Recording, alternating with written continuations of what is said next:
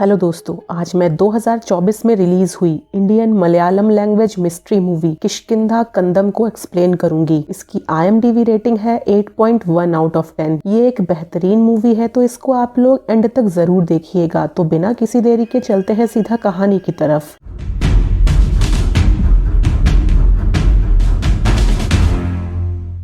तो कहानी की शुरुआत फॉरेस्ट ऑफिसर अजय और अपर्णा की शादी से होती है। तभी अजय को पुलिस स्टेशन से कॉल आता है क्योंकि उसके पिताजी अप्पू पिल्ला, जो कि एक रिटायर्ड आर्मी ऑफिसर थे, उन्होंने सेल्फ डिफेंस के लिए ली हुई गन को नोटिस मिलने के बाद भी जमा नहीं करवाया था। उस एरिया में इलेक्शन होने वाले थे, इसीलिए जितने भी पर्सनल गन होल्डर्स थे उन्हें गन्स को पुलिस स्टेशन में जमा करवाने का ऑर्डर पास किया गया था। जब अजय अपने पिताजी को फोन करके गन के बारे में पूछता है तो अप्पू पिल्ला का कहना था कि वो गन अभी तक नहीं मिली, जिसका मतलब था कि अप्पू पिल्ला ने अपनी गन खो दी थी और वो एक खड़ूस किस्म का इंसान था जो कि हर बात पे रूडली जवाब देता था। आगे जब अजय घर पहुंचता है तब तक पुलिस वहां पहुंच चुकी थी और उन्हें गन की मिसिंग होने की खबर भी मिल चुकी थी। अप्पू पिल्ला पुलिस के घर तक चले आने के वजह से काफी नाराज था, पर अजय बात को संभालता है और गन मिसिंग होने का पिटीशन डालने का रिक्वेस्ट करता है। उसी रात हम अजय को अपने बड़े भैया से वीडियो कॉल पे बात करते देखते हैं, जो कि काफी साल पहले ही घर छोड़कर चले गए थे अपने पिता अप्पू पिल्ला के स्ट्रिक्ट नेचर के वजह से। दूसरे दिन हम अपर्णा को अपने घर के पीछे वाले जंगल में घूमते देखते हैं। उसे एक पेड़ पे रेडियो लटका मिलता है। अजय उसे बताता है कि ये जगह जहाँ पे वो रहते हैं ये रामायण काल में किष्किंधा के नाम से जानी जाती थी और यहाँ पे हनुमान और सुग्रीव को छोड़ के सभी तरह के बंदर पाए जाते हैं और इन पेड़ों पे उन्हें कई ऐसी चीजें दिखती रहती हैं जो अचानक से गायब हो जाती हैं। मतलब कि बंदर घर का सामान उठा के पेड़ पर ही छोड़ देते थे। यहाँ अपर्णा को याद आता है कि अप्पू पिल्ला की मिसिंग गन भी बंदर ही ले गए होंगे। अजय उसे बताता है कि ये बात उनके दिमाग में पहले ही आ चुकी थी, इसीलिए उन्होंने कुछ लोगों को बुला लिया था पेड़ के ऊपर सर्च करने के लिए। खैर, उन्हें पेड़ से गन नहीं मिलता। आगे हम अप्पू पिल्ला को कुछ नोट्स बनाते हुए देखते हैं, जिन्हें लेके वो कहीं चला जाता है, पर जाने से पहले वो अपने रूम को लॉक करने की कोशिश करता है, पर दरवाजा जाम होने की वजह से उसे अपने रूम को खुला ही छोड़ना पड़ता है। हम आगे अप्पू पिल्ला को सुमदत्तन से मिलते देखते हैं, जो कि नक्सली गतिविधियों में शामिल रहता था। आगे हमें पता चलता है कि अजय अपने बेटे चच्चू को ढूंढ रहा है, जो कि 3 सालों से मिसिंग है। चच्चू अजय और उसकी पहली पत्नी प्रवीणा का बेटा था। प्रवीणा की डेथ 2 साल पहले कैंसर की वजह से हुई थी और ये सारी बातें अपर्णा को पता थी और वो अजय को चच्चू को ढूंढने में मदद भी कर रही थी। दूसरे दिन अजय को ऑफिस में पता चलता है कि जंगल में किसी ने फायरिंग की है और इन्वेस्टिगेशन के लिए वो वहाँ पहुँचते हैं। कुछ ही देर में ये बात न्यूज में भी आ चुकी थी। सभी का डाउट अप्पू पिल्ला पे था क्योंकि उसकी गन मिसिंग थी। कुछ लोग सुमदत्तन को भी इसके लिए ब्लेम कर रहे थे। हम आगे अप्पू पिल्ला को देखते हैं, जो कि एक हॉस्पिटल में जाके कुछ डिटेल्स मांग रहा था और रिकॉर्ड्स ना मिल पाने की वजह से काफी रूडली बिहेव कर रहा था। उसी रात अप्पू पिल्ला की गाड़ी रास्ते में ही खराब हो जाती है और वो अजय को फोन करके उसे पिक करने को बोलता है। अपर्णा और अजय जब वहाँ पहुँचते हैं तो देखते हैं कि गाड़ी में कोई प्रॉब्लम नहीं है, पर अप्पू पिल्ला उन्हें ही डांटने लगता है। खैर, घर पहुँच के अप्पू पिल्ला को हम जंगल में कुछ जलाते देखते हैं। ये सब अपर्णा देख लेती है, पर वो अप्पू पिल्ला को नहीं देख पाती क्योंकि वहाँ काफी अंधेरा था। दूसरे दिन अपर्णा के कहने पे अजय अपने ही पुलिस दोस्त से इन्वेस्टिगेशन करवाता है, पर उन्हें वहाँ से कुछ खास मिल नहीं पाता। जाते हुए वो अजय को कहता है कि उसके पिताजी आजकल सुमदत्तन से काफी मिल रहे हैं और जब से जंगल में फायरिंग हुई है तब से सुमदत्तन पे शक किया जा रहा है और इसीलिए अप्पू पिल्ला को कुछ दिनों के लिए सुमदत्तन से दूर रहना चाहिए। दूसरे दिन अजय को पुलिस से पता चलता है कि चच्चू के बारे में कर्नाटक से कुछ इन्फॉर्मेशन मिली है। वो सब कर्नाटक के एक मॉर्च्यूरी में जाते हैं, पर वो बच्चा चच्चू नहीं था। वहीं हम अप्पू पिल्ला को देखते हैं, जो कि चच्चू के मिसिंग केस को इन्वेस्टिगेट करने की कोशिश कर रहा था। वो फिर से सुमदत्तन से मिलने जाता है। दूसरे दिन घर पे आई एक औरत के साथ बात करते हुए अपर्णा को अप्पू पिल्ला पे डाउट होता है, क्योंकि वो उस औरत के क्वेश्चंस के आंसर्स अपने फोन में देख के दे रहे थे। आगे अपर्णा अजय को बताती है कि उसने अप्पू पिल्ला का फोन चेक किया, उसमें 10 से भी कम कॉन्टेक्ट्स थे, पर सब कॉन्टेक्ट्स के बारे में उसने कुछ नोट्स बनाए हुए थे। तभी अप्पू पिल्ला वहाँ आके अजय से अपने रूम का लॉक ठीक करवाने को कहता है, क्योंकि उसे पता चल गया था कि अपर्णा उसके रूम में गई थी। अजय अपर्णा को अपने पिताजी के कमरे में जाने से मना करता है क्योंकि उन्हें ये पसंद नहीं था, पर अपर्णा का शक अब बढ़ता जा रहा था क्योंकि उसने अप्पू पिल्ला को अपने आर्मी के दोस्त से भी बात करते देखा था और वो बात करते समय नोट्स बना रहे थे। और जिस दिन उनकी गाड़ी खराब हुई थी उस दिन अपर्णा को डाउट होता है कि वो रास्ता भूल गए थे। उसे अप्पू पिल्ला के कमरे से एंटी डिप्रेशन की दवाइयां भी मिली थी जो कि न्यूरो पेशेंट्स को दिया जाता है। ये सब सुन के अब अजय अपर्णा को बताता है कि अप्पू पिल्ला को भूलने की बीमारी है और ये बात सबसे पहले चच्चू को पता चली थी, पर अप्पू पिल्ला किसी भी डॉक्टर को नहीं दिखाना चाहता था। एक बार अप्पू पिल्ला के एक आर्मी के दोस्त जैकॉब उनसे मिलने आए और तब अजय को पता चला कि अप्पू पिल्ला को आर्मी से भी उनके भूलने की वजह से ही टर्मिनेट किया गया था। पहले तो सब उनका मजाक उड़ाते थे, पर जब उन्होंने अपनी सर्विस पिस्टल खो दी तब ये बात ऊपर तक पहुंच गई। पर कुछ दिन बाद वो पिस्टल किसी एक ऑफिसर को आर्मी वॉशिंग मशीन से मिली और क्योंकि अप्पू पिल्ला का सर्विस रिकॉर्ड काफी अच्छा था इसीलिए उसके मेडिकल कंडीशन को किसी को ना बताते हुए उन्हें टर्मिनेट कर दिया गया था। तो यहाँ अप्पू पिल्ला ने अपनी बीमारी को छुपाने के लिए अपने नेचर को इतना रूड बना लिया था कि कोई उनसे ज्यादा बात ही ना करे। वो डरते थे कि किसी को अगर पता चल गया तो सब उनका मजाक उड़ाएंगे। कुछ दिन बाद अपर्णा को चच्चू के कुछ वीडियोस देखते हुए लगता है कि हो सकता है कि अप्पू पिल्ला चच्चू के मिसिंग होने के बारे में शायद कुछ जानते हैं पर वो भूल गए होंगे, क्योंकि चच्चू के गायब होने वाले दिन चच्चू और अप्पू पिल्ला अकेले ही घर में थे। उसी दिन अप्पू पिल्ला के पास वाले प्रॉपर्टी में एक डेड बॉडी मिलती है। पहले तो लगता है कि ये शायद चच्चू की बॉडी है, पर जल्द ही पता चलता है कि ये एक बंदर का स्केलेटन है। आगे अजय को पता चलता है कि ये केस फॉरेस्ट डिपार्टमेंट का ही नहीं है, इसमें पुलिस को भी इंटरफेयर करना पड़ेगा क्योंकि उस बंदर को किसी ने गोली से मारा था और जो गोली उस बंदर को लगी थी वो अप्पू पिल्ला के गन के गोली से मैच करती थी और जिस प्रॉपर्टी में वो स्केलेटन मिला था वो अप्पू पिल्ला ने 2 साल पहले ही किसी को बेचा था, पर वो स्केलेटन 3 साल पुराना था। इसीलिए शक के घेरे में अप्पू पिल्ला फंसते जा रहे थे। आगे हम अप्पू पिल्ला को फिर से हॉस्पिटल विजिट करते देखते हैं जहां उसे कुछ डॉक्यूमेंट्स मिलते हैं। हॉस्पिटल से वापस आते समय अप्पू पिल्ला फिर से उसी जगह पर रास्ता भूल जाते हैं, पर एक बस का पीछा करते हुए वो अपने घर पहुंच जाते हैं। घर पहुंचते ही उसे घर के बाहर उसका एक मिलिट्री का दोस्त अमृत लाल मिलता है जो उससे मिलने आया था। पहले तो वो उसे पहचान नहीं पाता, पर घर पे लगे फोटोज को देख के वो समझ जाता है कि ये आदमी उससे पहले भी मिलने आ चुका है। वो अपने नोट्स का यूज करके उससे बात करता है और नोट्स के जरिए उसे समझ आ जाता है कि वो आदमी झूठ बोल रहा है। अमृतलाल अप्पू पिल्ला के बातों का जवाब ना दे पाने की वजह से वहाँ से जाने की कोशिश करता है, पर अप्पू पिल्ला उसे जाने नहीं देना चाहता था। उनमें थोड़ी हाथापाई होती है और अप्पू पिल्ला धक्का लगने के वजह से गिर जाता है और सडनली वो सब कुछ भूल चुका था। उसी बीच अमृतलाल उसकी बनाई गई नोट्स को फाड़ लेता है और वहाँ से निकलने लगता है, पर तब तक अजय और अपर्णा वहाँ आ चुके थे। अमृतलाल उन दोनों से मिलके वहाँ से बहुत आराम से निकल जाता है, पर अप्पू पिल्ला कंफ्यूज था क्योंकि वो अचानक से सब कुछ भूल चुका था। आगे पुलिस को कुछ वाइल्ड लाइफ फोटोग्राफर से एक फोटो मिलती है जिसमें एक बंदर के हाथों में गन था। ये देख के पुलिस सबसे पहले आदिवासी बच्चों के स्कूल को बंद करवा देती है और सारे टूरिस्ट लाइसेंस को कैंसिल करवा देती है। पुलिस को लग रहा था कि ये नक्सलियों का गन हो सकता है और साथ में ही अप्पू पिल्ला से भी इसकी कंफर्मेशन के लिए इंक्वायरी की जाती है, जिसमें अप्पू पिल्ला उसे अपनी गन होने का दावा करता है। यहाँ अप्पू पिल्ला की मेंटल कंडीशन को हम जानते थे, इसीलिए इस कंफर्मेशन को सच नहीं मान सकते, पर पुलिस अप्पू पिल्ला के लाइसेंस को कैंसिल करने का ऑर्डर पास करती है। पर पुलिस को अभी भी शक था कि ये गन असली है या फिर एक टॉय गन है, क्योंकि उस एरिया के बंदर बच्चों के खिलौने भी चुराते थे। वहीं घर पे अप्पू पिल्ला फिर से कुछ चीजें जंगल में जाके जलाने लगता है, पर इस बार अपर्णा ये सब देख लेती है और अप्पू पिल्ला के वहाँ से जाने के बाद उस आग को बुझाने की कोशिश करती है, पर अप्पू पिल्ला वहाँ आके उसे रोकता है और अजय के वहाँ पहुँचते ही वो सब कुछ भूल चुका था कि वहाँ हो क्या रहा था। थोड़ी देर बाद वहाँ पुलिस आके अप्पू पिल्ला को इंक्वायरी के लिए ले जाती है। दूसरी तरफ अपर्णा को शक था कि अप्पू पिल्ला जरूर कुछ प्लान कर रहा है, इसीलिए अजय उसे सुमदत्तन के पास ले जाता है। सुमदत्तन से उन्हें पता चलता है कि 3 साल पहले जब चच्चू अप्पू पिल्ला के गन को खिलौना सोच के खेल रहा था तो उसने बाय मिस्टेक एक बंदर को मार दिया था। अप्पू पिल्ला उसे इस वजह से काफी डांटता है और उसी समय सुमदत्तन वहाँ पहुँच जाता है और उस बंदर को पास में ही गाड़ देता है। सुमदत्तन ये देख के शॉक्ड था क्योंकि अप्पू पिल्ला थोड़ी देर बाद ऐसा बिहेव कर रहा था कि वहाँ कुछ हुआ ही ना हो, और जो स्केलेटन पुलिस को वहाँ मिला था ये वही बंदर का स्केलेटन था जिसे चच्चू ने मारा था। सुमदत्तन उन्हें ये भी बताता है कि अप्पू पिल्ला उससे मिलने अक्सर आते हैं और हर बार 3 साल पहले हुई बात को ही पूछते हैं और हर बार वो इस चीज को ऐसे सुनते हैं जैसे कि पहली बार सुन रहे हो। आगे अपर्णा घर वापस आके जलाए हुए चीजों में से कुछ एविडेंस ढूंढ निकालती है और अजय पुलिस स्टेशन के बाहर अपने पिताजी का वेट कर रहा था, पर पुलिस की इंक्वायरी अभी खत्म नहीं हुई थी। अजय को हम अमृतलाल से बात करते देखते हैं। ये वही आदमी था जिसे अप्पू पिल्ला ने झूठ बोलते हुए पकड़ा था, पर असल में अमृतलाल अप्पू पिल्ला का डॉक्टर था और अजय ने उन्हें अपने पिताजी के थेरेपी के लिए रखा था। अजय अपने पिता के मेंटल हेल्थ को किसी को बताना नहीं चाहता था, इसीलिए डॉक्टर भी सबसे छुप के अप्पू पिल्ला से मिलने आते थे और उसे थेरेपी देते थे। वहीं घर पे अपर्णा को अप्पू पिल्ला के एक नोट से पता चलता है कि उनके गन से एक नहीं 2 बुलेट्स मिसिंग थे। जब वो अप्पू पिल्ला के रूम की तलाशी लेती है तो पता चलता है कि अप्पू पिल्ला की गन उसी के अलमारी में है। दूसरी तरफ अप्पू पिल्ला पुलिस की इंक्वायरी फेस नहीं कर पाता और नर्वस हो जाता है। तभी डॉक्टर अमृतलाल और अजय पुलिस को अप्पू पिल्ला के मेडिकल रिकॉर्ड्स दिखाते हैं और उन्हें उसके भूलने की बीमारी के बारे में बताते हैं। पुलिस इस केस को मिलिट्री की तरह ही दबा देती है क्योंकि अप्पू पिल्ला को मेमोरी लॉस की बीमारी होने के बावजूद बिना किसी इंक्वायरी के उनको गन इशू पुलिस नहीं की थी। तो अगर ये केस आगे बढ़ता तो जिसने भी गन इशू किया था वही फंसता, इसीलिए अप्पू पिल्ला को छोड़ दिया जाता है। घर वापस आके अप्पू पिल्ला अपर्णा पर गुस्सा करता है क्योंकि उसे पता चल चुका था कि वो उसके कमरे में गई थी। अजय भी अपर्णा पे गुस्सा करता है क्योंकि उसने उसे पिताजी के कमरे में जाने के लिए मना किया था। अपर्णा उसे उस नोट के बारे में बताती है जिसपे 2 बुलेट मिसिंग होने के बारे में लिखा था और उसे वो गन भी दिखाती है जो उसे अप्पू पिल्ला के कमरे से मिला था। अजय अब अपर्णा पे और गुस्सा करता है क्योंकि वो उसके पिताजी को गुनहगार प्रूव करना चाह रही थी, पर अपर्णा फिर भी नहीं रुकती और उसे समझाने की कोशिश करती है कि अगर वो चच्चू को ढूंढना चाहता है तो उसे उसके पिताजी से बात करनी पड़ेगी। इनडायरेक्टली वो अप्पू पिल्ला को ब्लेम कर रही थी चच्चू के मिसिंग होने के लिए, पर अब अजय उसे जो बताता है वो सुन के उसके पैरों के नीचे से जमीन खिसक जाती है। वो उसे बताता है कि उसके पिताजी चच्चू को ही ढूंढ रहे हैं बिना कुछ सोचे समझे कि कहां से शुरू करें। वो खुद जानना चाहते हैं कि चच्चू के गायब होने में कहीं उनका हाथ तो नहीं, कहीं उन्होंने ही तो चच्चू को कुछ नहीं कर दिया। इसीलिए वो ये सारी इन्वेस्टिगेशन अपने लेवल पे करते हैं, पर जब वो सच को जान जाते हैं तो वो सारी चीजें जला देते हैं ताकि उन्हें वो याद ना रहे। पर जब वो सब कुछ भूल जाते हैं तो फिर से अपनी इन्वेस्टिगेशन शुरू कर देते हैं। तो यहाँ पे अप्पू पिल्ला जो बार बार सुमेदत्तन के पास और हॉस्पिटल जाता था, वो चच्चू से जुड़ी चीजें इकट्ठी करने जाता था और सच जानने के बाद वो सब नोट्स को जला देता था और सब कुछ भूल जाने के बाद वो फिर से चच्चू को ढूंढने में लग जाता था। अब अपर्णा जानना चाहती थी कि असल में चच्चू के साथ क्या हुआ था। अब अजय उसे सारी कहानी बताता है कि जब वो प्रवीणा और चच्चू को मेडिकल कॉलेज से घर छोड़ के कुछ काम से बाहर गया और जब वापस आया तब तक एक बहुत बड़ी दुर्घटना घट चुकी थी। प्रवीणा चच्चू को अप्पू पिल्ला के गन से खेलने से रोकना चाहती थी और उसी खींचातानी में प्रवीणा के हाथों चच्चू को गोली लग जाती है और चच्चू की डेथ हो जाती है। चच्चू के डेथ के लिए प्रवीणा खुद को ब्लेम करती है और नींद की दवा खा के सुसाइड करने की कोशिश करती है। अजय चच्चू की बॉडी को वहीं छोड़ के जब प्रवीणा को हॉस्पिटल लेके जाता है तो वहाँ डॉक्टर्स उसकी मेडिकल फाइल मांगती है क्योंकि ये एक सुसाइड केस था और पुलिस को इन्वॉल्व ना करने के चक्कर में अजय को घर वापस आना पड़ता है प्रवीणा की फाइल लेने। पर तब तक अप्पू पिल्ला ने चच्चू की बॉडी को ठिकाने लगा दिया था और गन को छुपा दिया था बिना सच्चाई जाने। इसके बाद जब अजय पहली बार अपने पिताजी को जंगल में चीजें जलाते हुए देखता है तो उनके पास जाता है। अप्पू पिल्ला उसे बताते हैं कि 19 मार्च को तुम लोग मेडिकल कॉलेज गए थे कीमो के लिए। वो रिकॉर्ड उन्हें मेडिकल कॉलेज से मिल गया। सुमेदत्तन से एक गोली गायब होने वाली बात उसे पता चल गई। दूसरी गोली कहाँ गई बोल के वो चुप हो जाते हैं और फिर कहते हैं कि तुम दोनों में से चच्चू को किसने मारा मुझे नहीं पता और मैं पूछूंगा भी नहीं, क्योंकि प्रवीणा की ऐसी हालत नहीं थी कि वो दूसरा शॉक बर्दाश्त कर सके और वो खुद भी अजय को जेल में नहीं देखना चाहते थे। इसीलिए वो उन सारी चीजों को जला देते हैं जिनका कोई मतलब ही नहीं था। अब अजय अपर्णा को बताता है कि वो जानना चाहता है कि चच्चू की बॉडी कहाँ है, पर वो अपने पिताजी से कभी भी पूछने की हिम्मत नहीं कर पाया और अगर वो पूछ भी लेता तो उसके पिताजी को वो बात याद है कि नहीं इसकी कोई गारंटी नहीं थी और उनके लिए ये एक अलार्म सेट करने जैसा था क्योंकि चच्चू का नाम आते ही वो फिर से अपनी इन्वेस्टिगेशन शुरू कर देते थे। आगे हमें दिखाया जाता है अपर्णा, अजय और प्रवीणा का भाई जो कि नागपुर चच्चू को ढूंढने जा रहे थे। यहाँ अपर्णा भी अब अजय के साथ उस ड्रामा को कंटिन्यू करती है ताकि वो अपने परिवार को बचा सके। उन्हें पता था कि नागपुर में चच्चू नहीं मिलेगा पर उनके पास कोई चॉइस नहीं था। वहीं चच्चू का नाम आते ही अप्पू पिल्ला फिर से अपनी इन्वेस्टिगेशन में लग जाते हैं। अगर आपको मेरी एक्सप्लेनेशन अच्छी लगी है तो भूले बिना वीडियो को लाइक करें, मेरे चैनल को सब्सक्राइब करें, वीडियो को शेयर करें और कमेंट करके जरूर बताएं कि आपको ये वीडियो कैसी लगी। मिलते हैं अगले वीडियो में, तब तक के लिए बाय बाय।